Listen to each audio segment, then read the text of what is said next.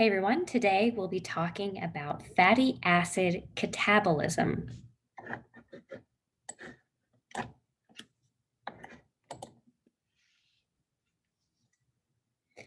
We'll be focusing on a couple areas of fatty acids. Number one is how they're digested and how we intake them prior to them being broken down, how they are mobilized and transported into tissues, and then we'll talk about the actual mechanism of how they are oxidized and broken down. Lastly, we'll focus on one product of fatty acid catabolism that is very important in other areas of metabolism, which are ketone bodies. So let's talk about fats. Fats are one of the major sources of energy for many organisms, including us humans. About 1/3 of our energy comes from triglycerols, which are a main source of fat that we consume. And about 80% of energy needs for the heart and liver are actually met by oxidation of fatty acids. So these particular tissues are going to be utilizing the breakdown of fats rather than sugars in their accomplishment of getting energy. The other reason for utilizing fats is that they are efficient in their fuel storage. Um, Fats versus sugars like polysaccharides, fats carry more energy per carbon. And that's just because they are more reduced.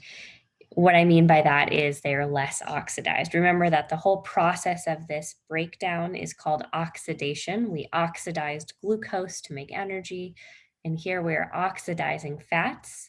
Fats and lipids happen to be in a less reduced, or excuse me, a less oxidized state, a more reduced state, and so there's more potential for them to be oxidized.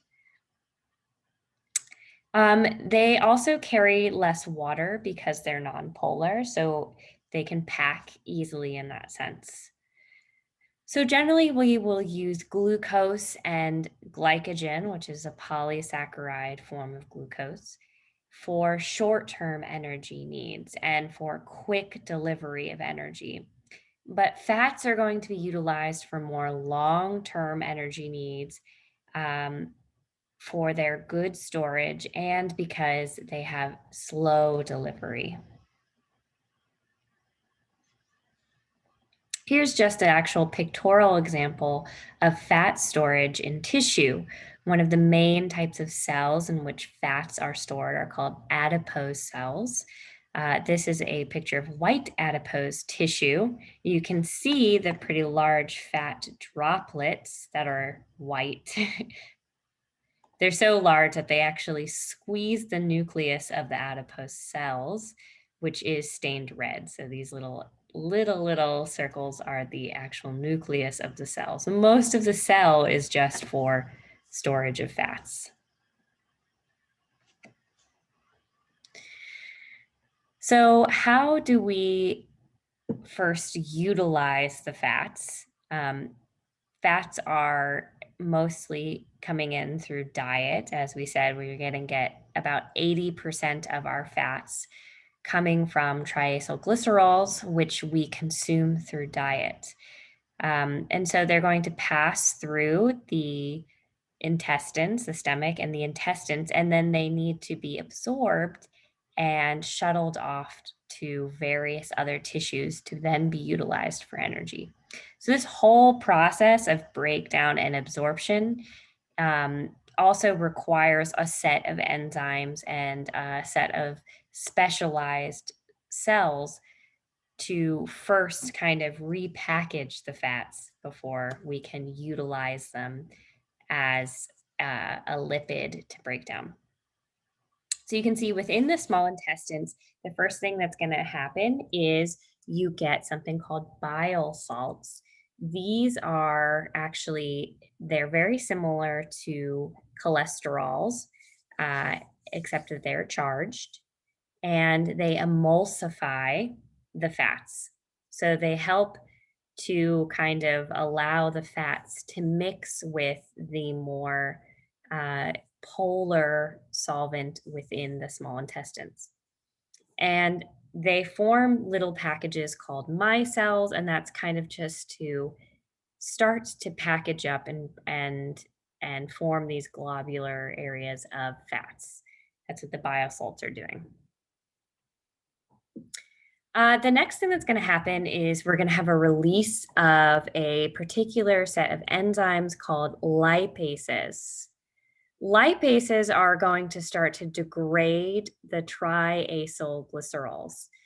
They're going to break them down into individual fatty acids. We'll talk more about these lipases, the specific lipases that are used in triacylglycerols. But I want to remind you that triacylglycerols are actually a set of, there's a backbone where we have three fatty acids attached to it. Remember, that is a triacylglycerol. And what we're trying to accomplish is just getting those individual fatty acids to be utilized for energy. So these are broken down via the lipases.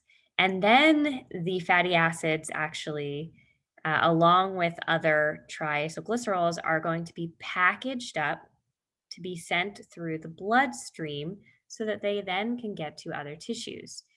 Triacylglycerols and other fatty acids can be packaged into something called a chylomicron.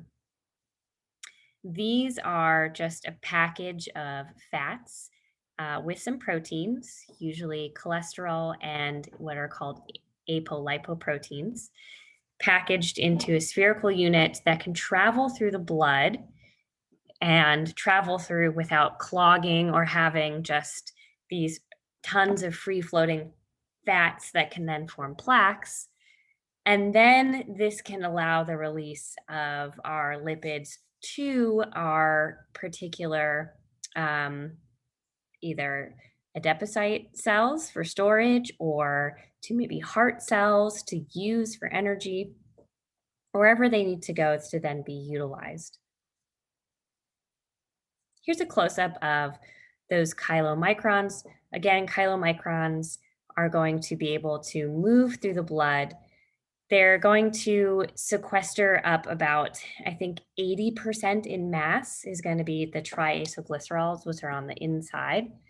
You can see these, if you look closely, are kind of drawn like this to represent that triacyl, right? Three lipid with a glycerol backbone.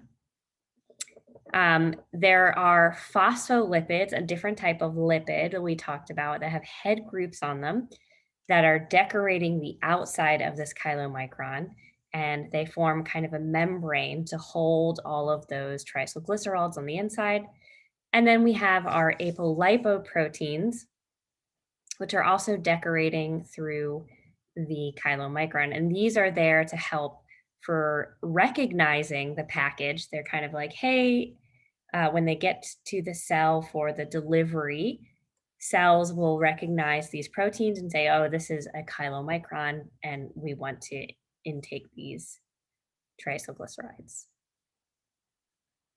So the way that triacylglycerides are also broken down further into cells is via triggering of certain hormones. Just like most anything else in our body, the usage of fats and the energy in fats is going to be regulated. And one of the main signaling regulations are the hormones glucagon and epinephrine. Glucagon specifically is going to signal that you have low glucose. So that means you need energy. Epinephrine also is going to give a signal that you need energy. Usually, this is like your fight or flight response. And so you need to be utilizing lots of energy. You're in a high stress condition.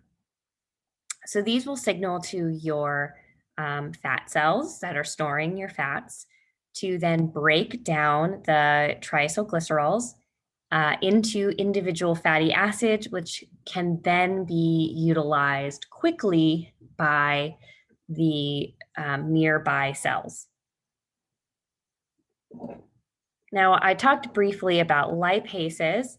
There are actually a couple of lipases that will get signaled to help break down your triacylglycerol. They're specialized lipases.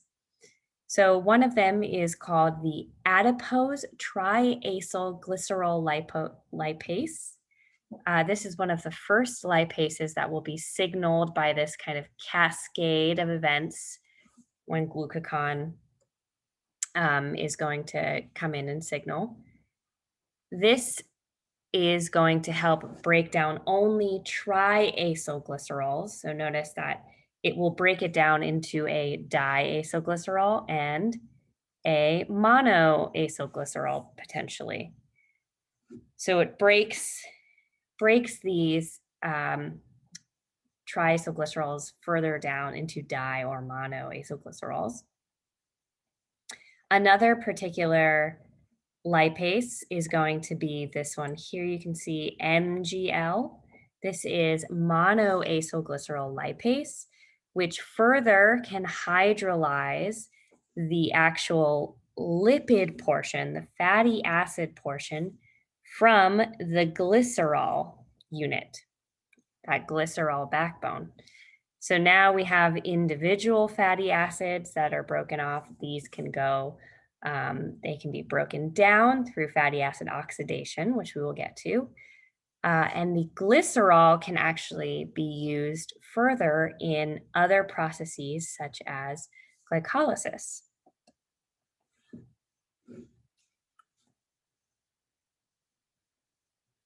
So here's a close-up of kind of chemically what's happening in those lipases.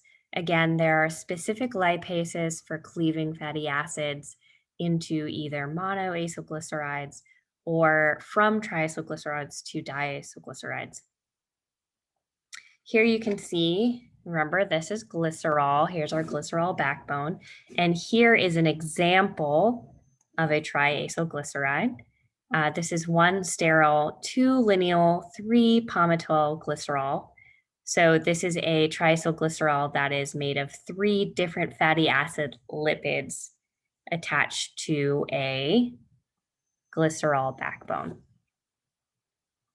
And here you can see we would use that adipose triacylglycerol lipase to break down first this triacylglyceride. The secondary break could occur through hormone-sensitive lipase, and then that third break would then occur through monoacylglycerol lipase.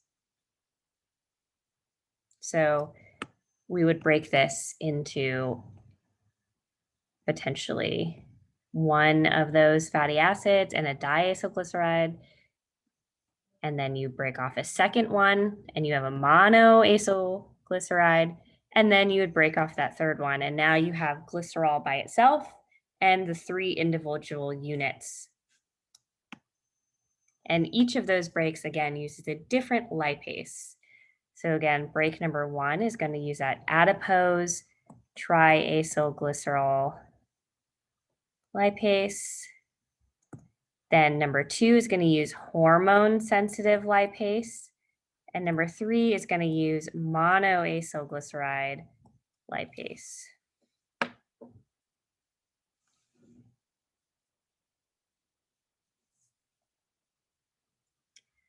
So once you break down your fats, as I said, you have now fatty acid pieces, which can be oxidized individually. And if you're breaking down that triacylglycerol, you now have a glycerol. Glycerol, as stated, can be utilized in the metabolism of glucose in our glycolysis.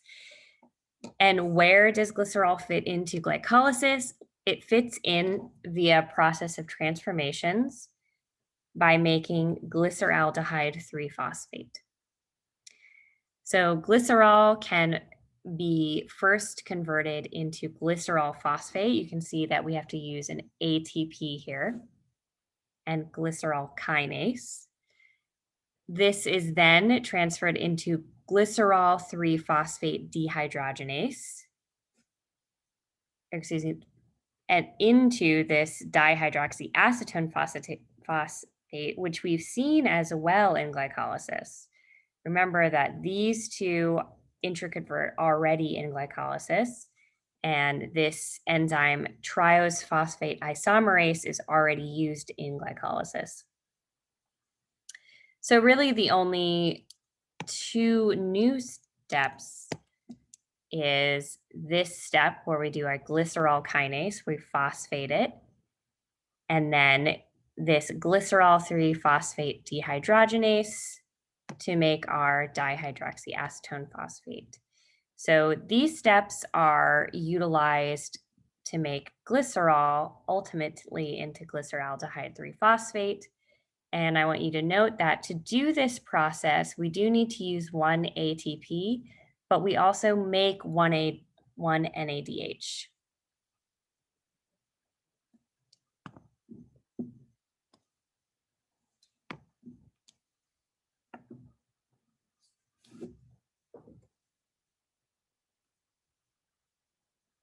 So again, here's a close-up of those two individual steps.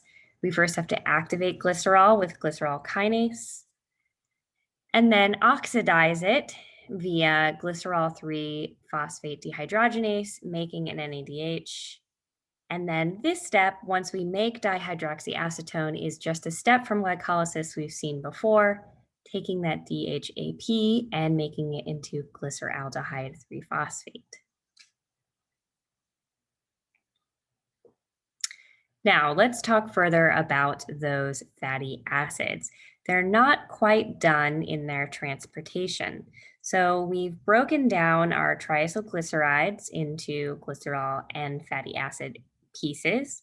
Those fatty acids get shuttled to cells, but now the cells have to put them in the right place within the cell to then break them down. Well, to transport these fatty acids, they first require a conversion into what's called a fatty acyl CoA. This is essentially just the attachment of acyl CoA, which we've seen before, acetyl CoA molecule, to a fatty acid. So you can see here is a potential fatty acid molecule. This is just shown by a simple carbon with this carbonyl end and an R group. This R group just represents that there's a long chain here. So this chain can be, remember, various lengths because fatty acids come in all different sizes. It could have double bonds on it. It could have multiple double bonds on it. This chain length is different per different fatty acid. So we're just representing it by an R. But remember, all of our fatty acids have that carbonyl end on it. The fatty acids are first reacted with an ATP to phosphorylate one of the ends. So we're just going to break off one of those phosphates with the actual adenosine end. So you can see it's the ATP plus the adenosine end. So we have this fatty acyl adenylate is what it's called, the fatty acid that now has kind of the larger structure of the ATP on it. And then that is going to, through a series of conversions, re-break off. So we're using the energy of this phosphate bond here to then break that fatty acid and at the same time add this coenzyme A piece onto the fatty acid. So you notice that we get rid of an AMP. That was what was left of the original ATP because we took one phosphate and the adenosine. That's an AMP. So that leaves our CoA gets added on, and ultimately we get this fatty acid or fatty acyl CoA. It's a fatty acid with that coenzyme A attachment on it. This is how our fatty acid can then first be moved around.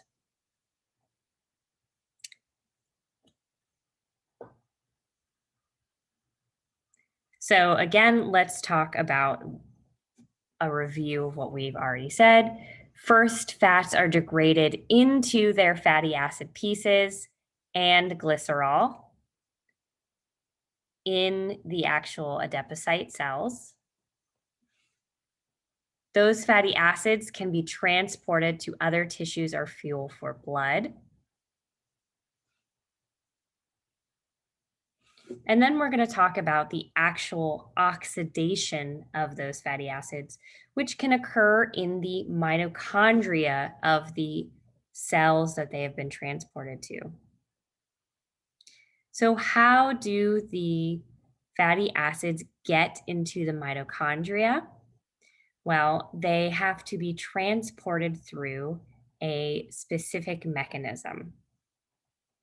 Small fatty acids that are less than 12 carbons long, there are very few examples of these, can actually just freely transfer across the mitochondria. They can go straight in and they can get broken down.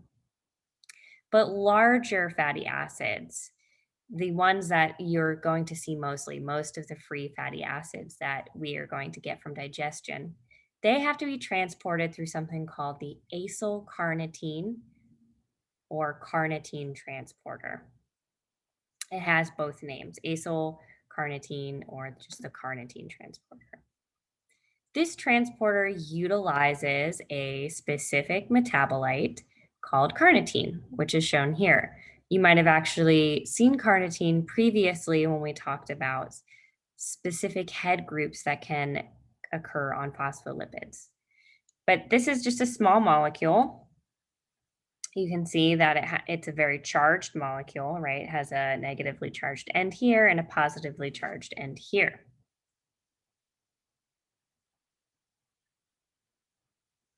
So here's the mechanism of that carnitine transporter.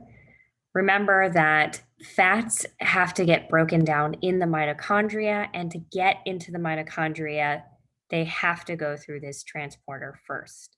So once our fatty acids have made it all the way through being transported from the adipose tissue to the tissue of interest, made it into the cytoplasm, they've already got their CoA attached to them so that they can travel through the blood. Now they have to go through a carnitine shuttle to then get into the mitochondria so they finally can be broken down to use for energy. You can see that this is a much slower process than glycolysis. So to do this, carnitine has to be attached to our fatty acid, and our coenzyme A is actually temporarily released upon the attachment of carnitine. So you can see carnitine is going to attach on, and then you get this structure of your fatty acid with the carnitine. And our coenzyme A comes off. When carnitine is attached to a fatty acyl, then an enzyme called carnitine acyl transferase will recognize it.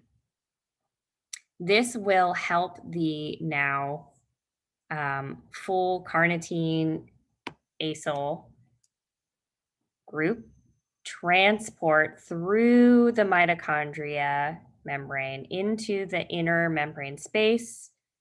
It will then encounter another transporter on the inner mitochondrial matrix. This is called carnitine acyl transferase 2. Very unique name. It's the second one.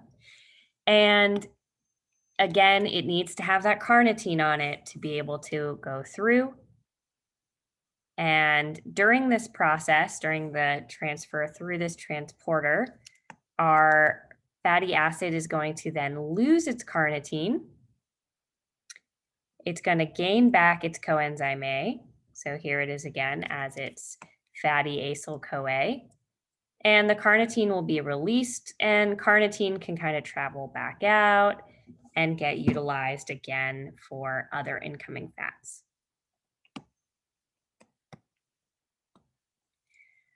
One thing to note, we don't want to be doing continuous breakdown of fats and making fats. Making fats actually is going to occur in the cytosol, and breaking down fats occurs in the mitochondria, the inner matrix. So the fats that we just made in the cytosol, we don't then want to break down back again in the mitochondria. That would be futile, right? If we made a fat, yay, we made it, we're going to use it for something. Oops, it got shuttled back into the mitochondria and rebroken down. If you kept doing that, then you never get any energy. So to prevent this from happening, this shuttle is in place and it has a regulator. The regulator is this molecule called malonyl-CoA. Malonyl-CoA is a molecule that is only part of fatty acid synthesis, not part of fatty acid breakdown or fatty acid oxidation. So if there is a lot of this malonyl-CoA around, it will inhibit fatty acid synthesis, or excuse me, it will inhibit the transfer of these fats back into the mitochondria, because that means we're doing fatty acid synthesis and we don't want to re-break down these fats. So malonyl-CoA will stop this carnitine acyltransferase from transporting fats into the mitochondria.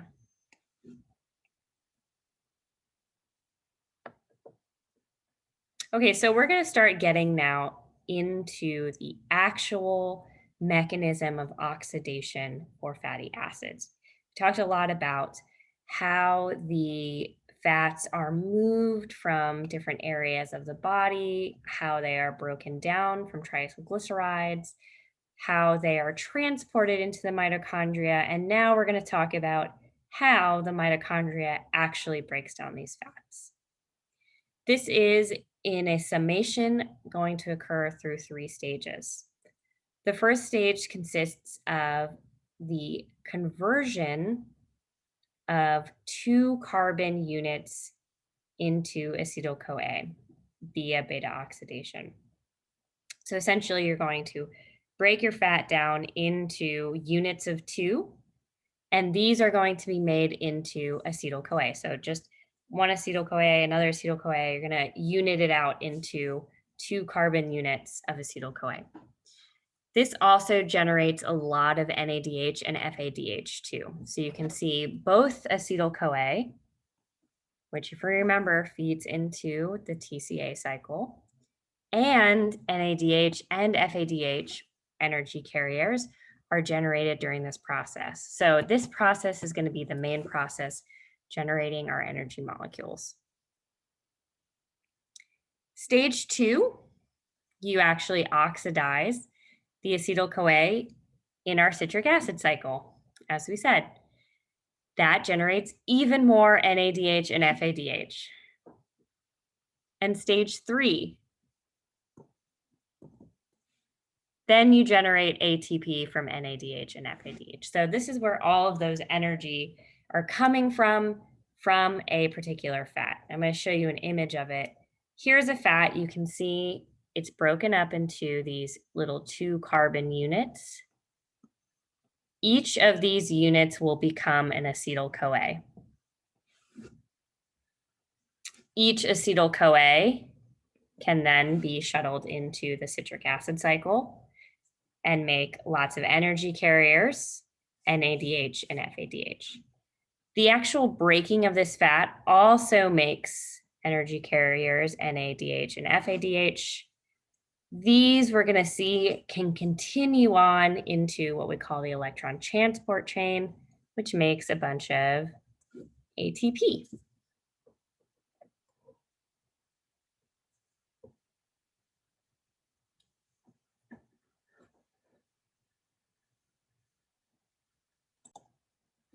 As noted, each round, each break in our fatty acid is going to make an acetyl-CoA.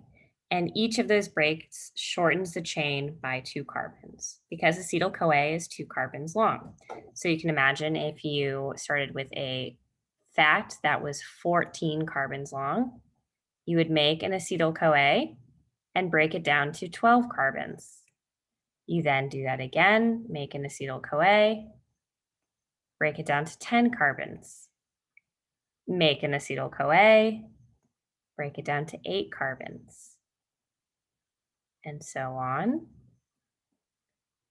So now we're down to 4 carbons. So we'll make an acetyl-CoA, that's 2 carbons long, and our last 2 carbons become an acetyl-CoA immediately. Instead of writing C2, we can just say this immediately becomes an acetyl-CoA. So what do you see from this? How many acetyl-CoAs are made from a carbon 14 chain? 1, 2, 3, 4, 5, 6, 7. So if we take our even numbered fat and we divide it in half, you'll see how many acetyl-CoAs are formed from that particular fatty acid.